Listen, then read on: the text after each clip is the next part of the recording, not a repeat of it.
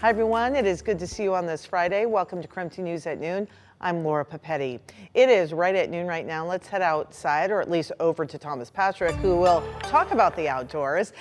Thomas, what do you know? It's sunny and 32. You pretty much nailed that all week long. Hey, listen, it's been a pretty easy forecast to forecast for here in the inland Northwest, but the sunshine feels amazing. I was trying to just peer outside thinking it's going to be cold all day long, but I was just stepping outside a couple minutes ago, and in the sunshine, it actually feels pretty nice overall. I know 32 degrees isn't the warmest of days of all time, but the sunshine, to be honest, just feels great. There's still a few cool spots, still a few spots at 28 degrees, including in Spokane Valley. But again, the sunshine is warming us up pretty nicely. So this is the cold front from yesterday. It is way down to the south, kind of dragged all of its cloud cover along with it. So it's left skies clear.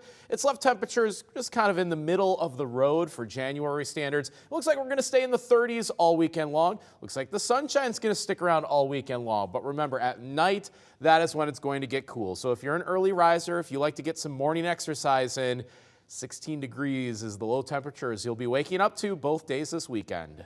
All right, the sun does feel good. Way to go, Thomas, on that. Well, if you're a Pete Carroll fan, here's a little sunshine. Former Seahawks head coach is now headed to Vegas. Sources closest to the matter say the Las Vegas Raiders have signed Pete Carroll to a 3-year contract. The Raiders fired head coach Antonio Pierce following a dismal 2024 season. The 73-year-old has not coached since the Seahawks parted ways with Carroll following the 2023 season. Carroll spent 14 seasons as the Seahawks head coach and helped lead the team to the franchise's only Super Bowl victory. The Seahawks and Raiders will not play each other in the 2025 regular season. This afternoon, we have some pictures of a fiery crash on I-90 near Liberty Lake. The 20-year-old driver was taken to the hospital with serious injuries. These are dramatic pictures. Washington State Patrol reports that the car drove off the left side of the road and hit the cable barrier. It then rolled, throwing the driver from the car. The car came to a stop in the westbound lanes and then burst into flames. WSP says drugs or alcohol may have played a role in that crash. The wind caused the Hughes fire in California to grow 10,000 acres since Wednesday, so tough news there. Fire crews did make, however, progress with containment by attacking the fire from the sky. Now some of the evacuation orders for the fires have been downgraded to warnings. Could see like all the smoke coming in and like it kind of would block out the sun, so then everyone was kind of freaking out and like people were going outside and calling their parents. And the governor in California signed a new legislation to provide $2.5 billion in funding for those relief efforts, which will be ongoing for a very long time. Today, President Donald Trump is visiting communities recovering from recent disasters. Erica Brown walks us through his visits as the annual anti-abortion rights rally March for Life takes place now in the nation's capital. President Trump arrived in Asheville, North Carolina Friday to receive a briefing on Hurricane Helene recovery efforts and to meet with families affected by the devastating storm. I'll be taking strong action to get North Carolina the support that you need to quickly recover and rebuild. It's part of a disaster tour that also includes a stop in Los Angeles to survey the catastrophic wildfires that are still burning. The president's first trip of his second administration follows new criticism from Trump about FEMA, the federal agency responsible for responding to disasters. I'll also be signing an executive order to begin the process of fundamentally reforming and overhauling FEMA, or maybe getting rid of FEMA. I think, frankly, FEMA is not good. Trump said he'd rather see states handle their own disaster response and that FEMA's role should just be to give states money. The president said he'd be watching the annual anti-abortion rights rally taking place here in Washington today. His vice president, J.D. Vance, and Republican leaders in the Senate and the House are among those speaking at the March for Life event.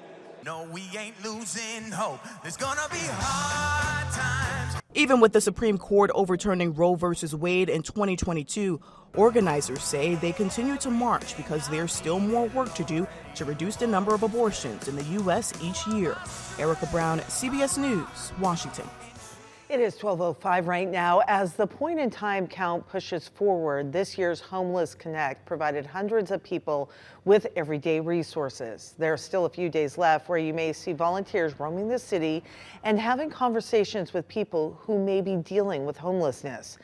As some context on the point-in-time count, it's a nationwide and local push to identify people and families who are homeless. The count helps better serve those individuals and how to distribute proper resources. Last year's count in Spokane found a 54% decrease in people living on the streets and a 10% increase in people turning to shelters. When I first moved here, I ended up staying at a shelter for a little while with my kids, and then we were able to get into a place.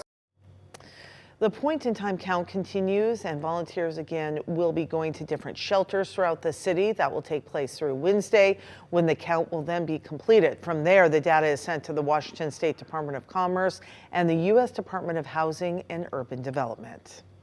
We are learning more about a global data breach of the program called PowerSchool. If you have kids in school, you likely know about it. The program is used by Washington school districts, including Seattle and Spokane. Spokane Public Schools confirm that students' information has not been affected. However, other schools across Washington state were indeed impacted. According to its website, PowerSchool, the company handles private information of about 60 million students in countries all around the world. The program keeps information such as names, phone numbers, addresses, and social security numbers. While it's not clear if this data has been leaked, a cybersecurity expert at Seattle University is telling all parents to assume the information is gone.